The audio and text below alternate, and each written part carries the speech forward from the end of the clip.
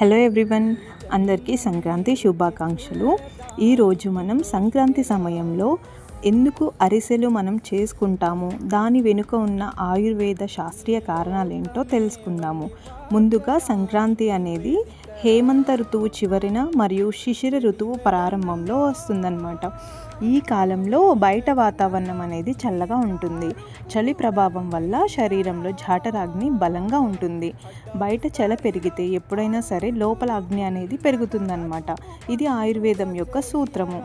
ఈ సమయంలో మన జీర్ణశక్తి అనేది బలంగా ఉంటుంది కాబట్టి హెవీ ఫుడ్స్ని కూడా ఈజీగా డైజెస్ట్ చేస్తుందన్నమాట. ఈ టైంలో చలి ఎక్కువగా ఉండడం వల్ల మనకి శరీరానికి ఎక్కువగా ఎనర్జీ అనేది అవసరము. అందుకని చెప్పి ఈ పిండి వంటల్ని మనం చేసుకోవాలని చెప్తూ ఉంటారనమాట.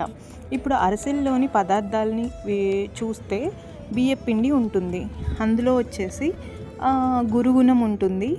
అది మన శరీరానికి బలాన్ని ఇస్తుంది. చలిలో కూడా శక్తిని మనకి పునరుద్ధరించడానికి ఉపయోగపడుతుంది అనమాట.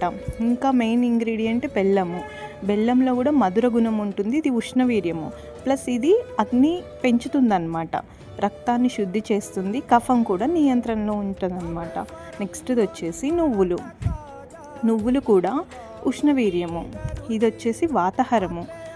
మెయిన్గా మనకి ఎముకలు, కీళ్ళు, నరాలకు బలాన్ని ఇస్తుంది. ఇందులో ఉండే నెయ్యి కూడా మన జీర్ణశక్తిని, మేధస్సును కాపాడుతుంది. సో ఇవి మనం పరిమితంగా తీసుకోవాలి, మితంగా తీసుకోవాలన్నమాట. ఎక్కువగా తినొద్దు. చిన్నపిల్లలు, షుగర్ ఉన్న వాళ్ళు